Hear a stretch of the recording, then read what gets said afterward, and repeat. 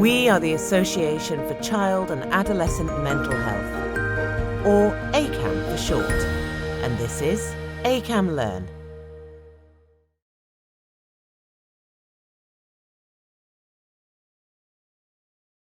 So PTSD was originally thought of as a diagnosis that affects individuals who've been through very extreme events. So a classic example would be soldiers who've been involved in significant combat. However, we now understand that any kind of event that involves actual serious harm or the threat of serious harm can be a trigger for the development of PTSD. This can, of course, include extreme experiences like experiencing war, but it can also include some relatively common experiences. So that could be things like being involved in a car accident or another serious kind of accident. How objectively severe an event is can be very hard to define because the experience can vary so much from individual to individual. And it also doesn't seem to be particularly important in predicting who will develop PTSD. One event characteristic that is associated with the likelihood of developing PTSD is whether or not the event involves intentional harm by somebody else. So something like, for example, being physically attacked or abused. Those kinds of intentional traumas are known to increase the risk of developing post-traumatic stress disorder in children and adolescents.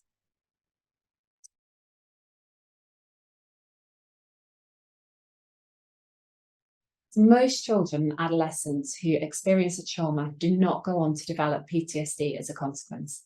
The evidence shows that among children and adolescents who've been exposed to a trauma, the rate of PTSD is only around 15%. Even following those higher risk intentional traumas like assaults or abuse, the estimated rate of PTSD among children and adolescents is only around 25%. Whilst this is really important, because it does mean a significant number of trauma-exposed children are affected by PTSD, I think it's important to also know that many children who experience trauma will recover really well afterwards.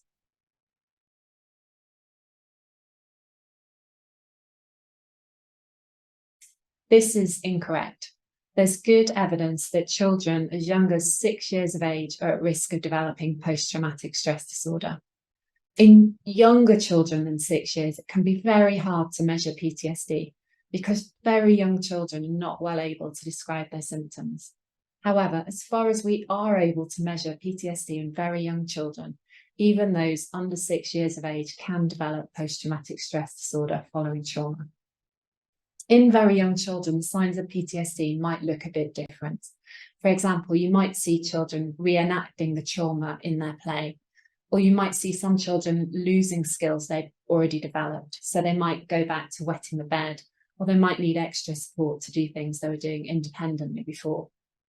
There is some evidence that the risk of PTSD might increase in adolescents, but so far we aren't very sure about why that might be happening, or it's not very clear how significant those increases might be. So we need more evidence on that front.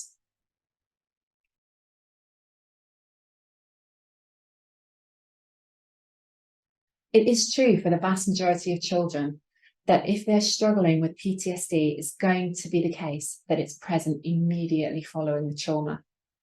There is a small minority of children who don't meet the criteria for PTSD in the first months following the event, who will go on to develop PTSD later on, so maybe many months later.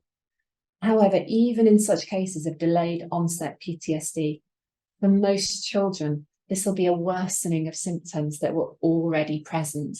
So it would be very unusual actually for delayed onset PTSD to be an out of the blue emergence of problems that really weren't there at all.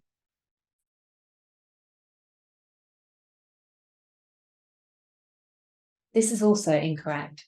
Children who are exposed to the same or very similar events can actually respond very differently.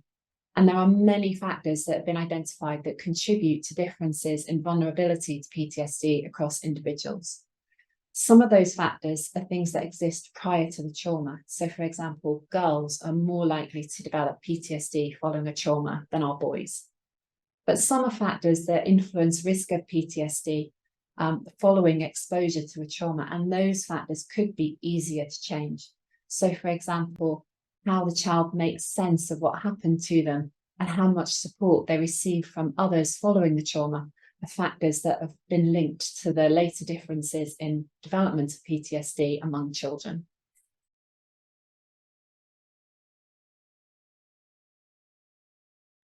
Parents and others do often worry that talking about children with trauma could trigger more serious problems or make them more distressed. However, as far as we understand it, this is unlikely to happen. But it is the case that children may vary a lot in terms of how much they want or need to talk about trauma. Some children may be coping really well and they won't need to talk about what happened, and they won't want to talk about what happened. However, some children may not want to talk about the trauma because they find it too distressing. If this persists and children that otherwise seem to be struggling, this could be a sign that they need some extra support. It's really important that parents and others don't avoid conversations about trauma with their children or always wait for children to initiate these, because children can take that as a sign that trauma talk is off limits. And this in turn can limit opportunities for parents and others to understand how the child is getting on. So while parents and others really shouldn't force children to talk about traumatic events, it is important that they give children clear opportunities for those conversations about what happened, should children want them.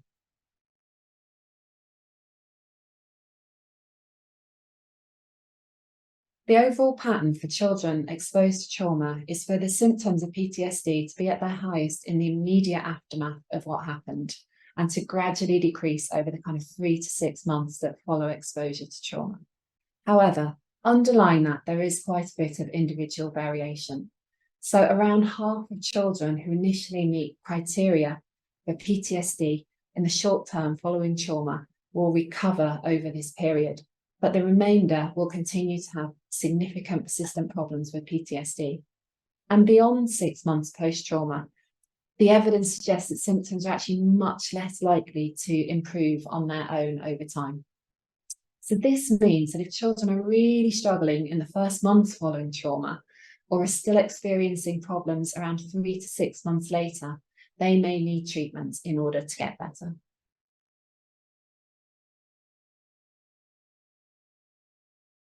So the NICE guidelines, which provide treatment recommendations in the UK based on the available evidence, recommend trauma-focused cognitive behavioural therapy, or CBT, as being effective for treating PTSD in children who are at least 7 years of age. This should usually be delivered as an individual therapy, but it can also be effective when delivered as a group treatment in some settings or for some individuals. Trauma-focused CBT will be effective in treating PTSD for many children and adolescents. So it's really good news that there are effective treatments out there for this group. If trauma-focused CBT doesn't work, then another therapy, eye movement desensitization and reprocessing, or EMDR, may be offered as an alternative treatment, which is also known to be effective. We don't currently have the evidence to support other treatments as being effective for treating PTSD in children and adolescents, so things like counselling, for example. This means that if you're seeking help for a child or adolescent who has PTSD, you should really try, if possible, to ensure that they receive these evidence-based trauma-focused treatments that are recommended in the NICE guidelines.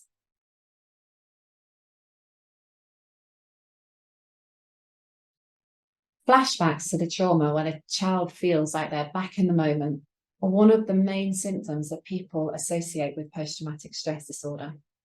However, many individuals with PTSD will not include full-blown flashbacks to the trauma, including children.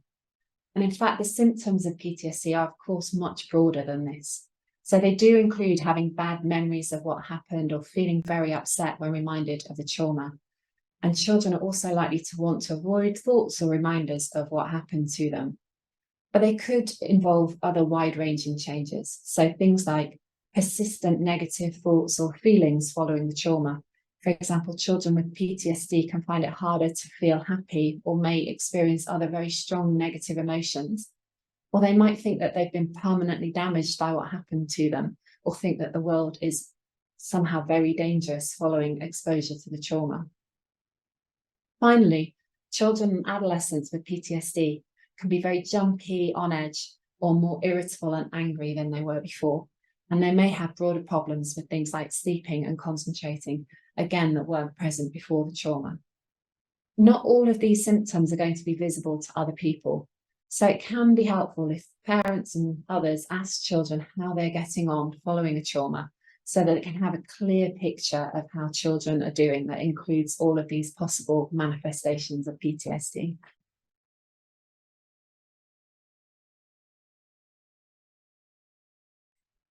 If a child has experienced trauma and is struggling to cope, then it's really best to get treated as soon as possible.